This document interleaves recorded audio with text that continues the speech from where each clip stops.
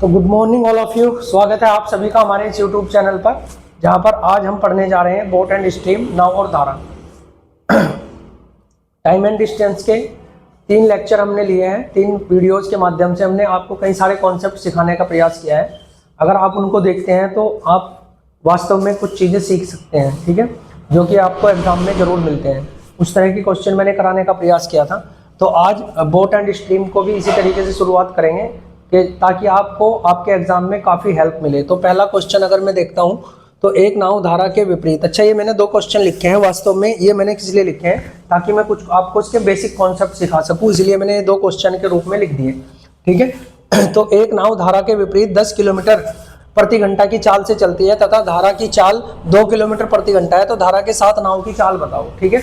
तो जब हम ऑफलाइन पढ़ते हैं तो भाई ज़्यादातर बच्चे इसका आंसर गलत ही देते हैं, जब पहली बार पढ़ते हैं। जब कोई पढ़ लेता है फिर तो उसे पता ही चल जाएगा, लेकिन हमें इतना पता होना चाहिए। देखो, 2 चीज़ें मैं यहाँ पे आपको बताने वाला हूँ। एक तो होती है हमारे पास शांत जल की चाल, शांत जल में चाल। अब वो नाव की भी हो सकती है, किसी आदमी की भी हो सकती है। जो शांत जल की चाल होती है उसी को हम वास्तविक चाल भी बोलते हैं, ठीक है। वास्तविक चाल भी वही होती है। क्यों? क्योंकि ना तो आपको धारा रोक रही है, ना आपको धारा आगे फेंक रही है, ठीक है। तो शांत जल में जो आपकी चाल होती है, रुके हुए पानी में जो आप तैरते हो, वो आपकी वास्तविक चाल होती है। अगर आप धारा के साथ तैरते हो तो आप तेजी से तैरते हो, और धारा के विपरीत तैरते हो तो आपको बहुत धीमे से तैरते हो। क्यों? क्योंकि जब आप धारा के साथ तैरते हो तो धारा की चाल आपकी चाल में जुड़ जाती है, और वो कौन सी चाल में जुड़ती है? आपकी वास्तविक चाल, यानी शांत जल वाली चाल में। और जब आप धारा के विपरीत तैरते हो तो वो चाल धारा की इसमें से घट जाती है, इसलिए आप धीरे तैरते हो, ठीक है। तो ये चाल हो गई, और एक चाल होती है यहाँ धारा की चाल।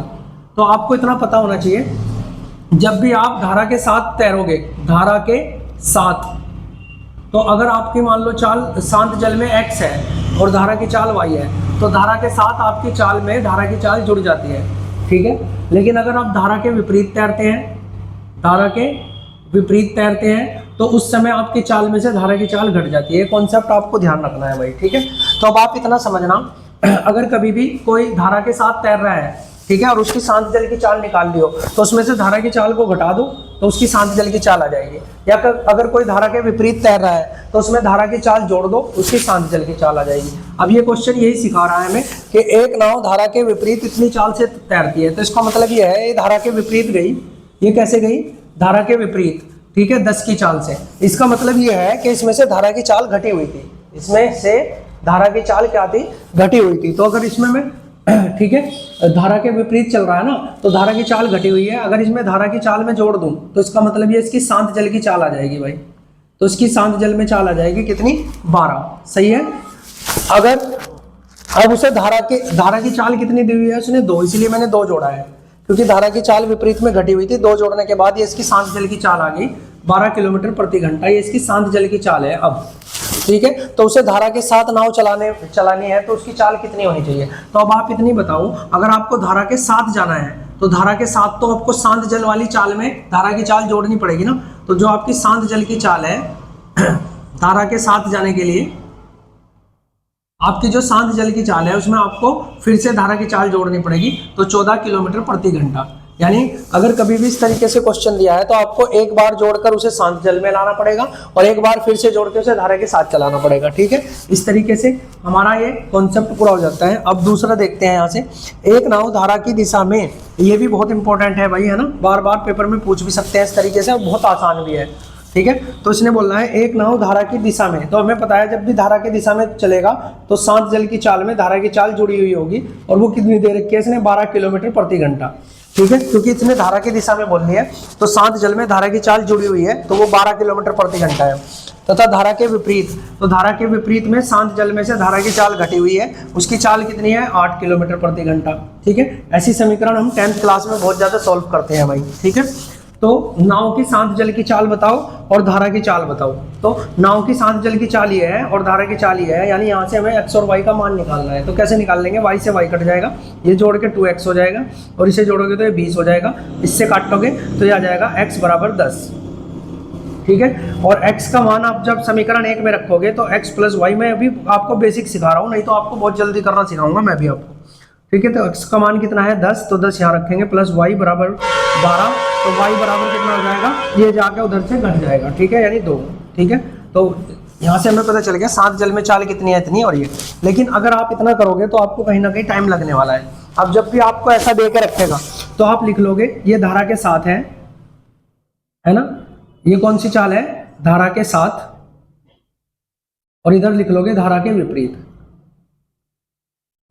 ठीक है, तो धारा के साथ वाली चाल कितनी है 12 और धारा के विपरीत वाली चाल कितनी है 8। ठीक है, तो हमें पता है इन दोनों को जोड़ के 2 से भाग करना है। देखो 2 को जोड़ा, 2 से भाग करा था मैंने, तो हम यहीं पे दोनों को जोड़ लेंगे 20 का हाफ कितना ये, तो इसका मतलब शांत जल की चाल कितनी आ गई भाई 10। अब इन दोनों को घटा लेते हैं, घटा के कितना आया 4। ठीक है, देखो ये दोनों जोड़े थे 20 और 20 का हाफ करा था हमने, तो ऐसे इन दोनों को घटाएंगे तो दोनों को घटाने के बाद आएगा 4 और 4 का हाफ करोगे तो 2, तो धारा की चाल कितनी आएगी 2। ठीक है, यानी दोनों को जोड़ के 2 से भाग करोगे तो शांत जल की चाल मिलेगी और दोनों को घटा के 2 से भाग करोगे तो धारा की चाल मिलेगी। ठीक है, इसको और अच्छे बेहतर तरीके से भी हम और सीख सकते हैं कि आपको इतना भी नहीं करना, आपको कुछ भी नहीं करना, केवल पढ़ना है और आंसर लगाना है। तो आपको इतना करना है, ये धारा के विपरीत वाली है, सॉरी ये धारा की दिशा में है और ये धारा के विपरीत है, तो हमें पता है इसमें धारा की चाल जुड़ी हुई है, इसमें से धारा की चाल घटी हुई है। अगर इसमें से मैं धारा की चाल निकाल लूं तो वो शांत जल की चाल हो जाएगी और इसमें वो धारा की चाल जोड़ दूं तो वो भी शांत जल की चाल हो जाएगी। ठीक है, तो मैं इसमें से क्या निकाल लूं कि दोनों इक्वल हो जाए, क्योंकि शांत जल की चाल तो बराबर ही रहेगी ना, तो इसमें से मैं 2 निकाल लेता हूं तो वो 10 रह जाएगा और ये 10 हो जाएगा। ठीक है, यानी अगर 12 और 8 में से मैं इसमें से क्या निकाल लूं कि धारा की चाल कौन सी निकाल लूं जो इसमें जोड़ने पर ये बराबर हो जाए, तो इसमें से 2 निकाल लो भाई। जैसे ही 2 इधर जोड़ोगे ये 10 और इसमें से 2 माइनस करोगे ये भी 10, तो यानी हम इस तरीके से बता सकते हैं जो 2 निकाल के हमने दिया वही धारा की चाल थी और जो बच गया 10-10 वो क्या थी शांत जल में। तो इस तरीके से हम बहुत जल्दी इस क्वेश्चन को कर सकते हैं। ठीक है,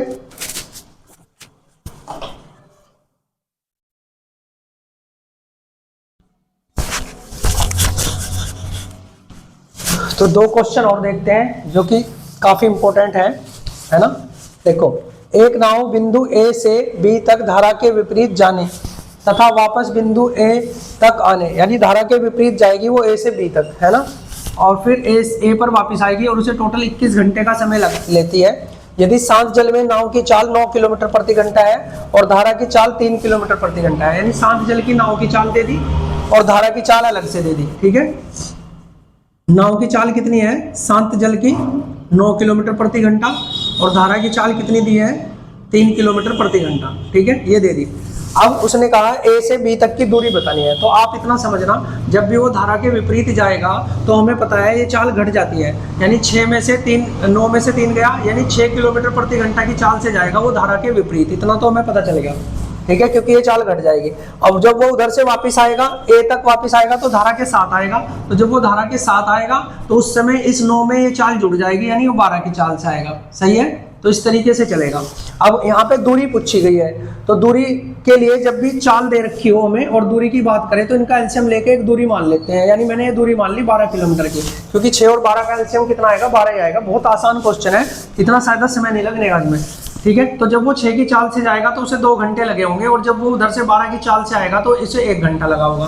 ठीक है, 2 की चाल समझ गए ना, 6 की चाल से जाएगा 12 किलोमीटर तो 2 घंटे लगेंगे विपरीत में, और 12 की चाल से आएगा तो 12 ही कम 12 1 ही घंटा लगेगा, यानी टोटल आने जाने में उसे कितने घंटे लगे हैं 3 घंटे। जबकि क्वेश्चन में दिए हैं आने जाने में उसे कितने घंटे लगे हैं 21 घंटे, यानी कितना गुना 7 गुना ज्यादा समय लगा है, तो दूरी भी 7 गुनी ज्यादा होगी। 12 सत्ते कितने होते हैं 84। ठीक है भाई, 12 सत्ते 84। सही है, तो इस तरीके से क्वेश्चन हो जाएगा। पहला क्वेश्चन हमारा हो गया। अब दूसरा क्वेश्चन देखते हैं। सही है ना, इस तरीके से करना है आपको। अजय धारा के साथ एक निश्चित दूरी 5 घंटे में तय कर लेता है, धारा के साथ उसे 5 घंटे लगेंगे। ठीक है, और वही दूरी धारा के विपरीत उसे 7 घंटे लगेंगे। सही है, धारा के विपरीत ज्यादा समय लगेगा भाई। तय करता है, यदि धारा की चाल 2 किलोमीटर प्रति घंटा है तो अजय की शांत जल में चाल बताओ। तो अजय की शांत जल में इनमें से कोई सा आंसर होगा भाई। अजय की शांत जल में अगर मैं चाल बात करूं तो इन्हीं में से कोई सा होगा। ठीक है, तो शांत जल की चाल में आप इतना समझ सकते हो कि जब वो धारा के निश्चित दूरी 5 घंटे में तय करता है अजय धारा के साथ, तो हमें इतना जानना है बस इनमें से जो भी वो ऑप्शन है। चलो पहले तो इसको मैं थोड़ा सा आपको बेसिक से समझा दूं। मैंने मान ली उसकी शांत जल में चाल x है, तो जब वो धारा के साथ गया होगा, यहाँ लिख लेते हैं धारा के साथ और यहाँ लिख लेते हैं धारा के विपरीत, तो जब वो धारा के साथ गया होगा तो ये 2 उसमें जुड़ गया होगा। ठीक है, तो उसे कितने घंटे लगे थे 5 घंटे, तो चाल गुना समय पे कितना आ गई दूरी, ये दूरी आ गई हमारी। ठीक है, अब जब वो विपरीत में गया होगा धारा के साथ में ये जुड़ गए होंगे, जब वो विपरीत में गया होगा तो ये घट गई होगी उसमें से चाल, तब उसे कितने घंटे लगे 7, तो यहाँ 7 की गुणा कर लेंगे, ठीक है। यहाँ कितने की गुणा कर लेंगे 7 की, तो ये भी दूरी आ गई, ये भी दूरी, तो दूरी तो बराबर है, ठीक है। तो इसकी गुणा करोगे तो ये 5x हो जाएगा, प्लस ये 10 हो जाएगा, और बराबर ये 7x हो जाएगा, और माइनस ये 14 हो जाएगा, ठीक है। अब इसको आप उधर ले जाके घटा लो, उधर इसे ला के जोड़ लो उसको, तो यानी हमारे पास बचेगा 7x में से जब 5x जाएगा तो 2x, और ये जब इसमें जुड़ेगा तो 24, ठीक है। और इसे काट दोगे तो x बराबर कितना आ जाएगा 12, यानी यहाँ से हम एकदम से आंसर दे सकते हैं 2 या 3 लाइन में ही, ठीक है। और जब पेपर में हम करते हैं तो और भी स्टेप हम छोड़ देते हैं, तो नॉर्मली क्वेश्चन एकदम से हो जाएगा। लेकिन अगर आपको थोड़ा सा और समझ के करना है तो आप इतना समझना, ये चाल जब उसमें से घटी होगी तो मैं ऑप्शन उठाता हूँ, एक बार गलत ऑप्शन उठा रहा हूँ मैं 10, ठीक है, क्योंकि 10 इसका आंसर नहीं है, 12 आया। तो 10 में से जब वो धारा के साथ गया होगा तो 12 की चाल से गया होगा, तो उसे कितने घंटे लगे थे 5, तो 12 पंजे 60, यानी दूरी कितनी आई 60, ठीक है। और जब वो धारा के विपरीत गया होगा तो ये 2 घट गया होगा, 8 की चाल से गया होगा, 7 घंटे लगे, 7 56, जबकि दूरी तो सेम थी, तो ये आंसर नहीं बनेगा, ठीक है। तो हम इसको कैसे कर सकते हैं भाई, अब देखो मैं 12 ऑप्शन उठा रहा हूँ, ठीक है। तो जब वो धारा के साथ गया होगा तो वो 14 की साल से गया होगा, और उसे 5 घंटे लगे, 14 पंजे कितने होते हैं 70, ठीक है। और जब वो धारा के विपरीत गया होगा तो इसमें से 2 घट गया होगा 10 की चाल से, तब 7 घंटे लगे, तब भी 70, तो दूरी सेम आ गई, तो इसका मतलब ये हमारा आंसर है। तो किसी भी तरीके से हम क्वेश्चन को कर सकते हैं, ठीक है। नेक्स्ट वीडियो और लाएंगे इसकी, उसमें 4-5 कॉन्सेप्ट आपको और सिखाएंगे, इतने इसमें से आते हैं, ठीक है। तो thank you for watching, next video में मिलते हैं, गुड बाय।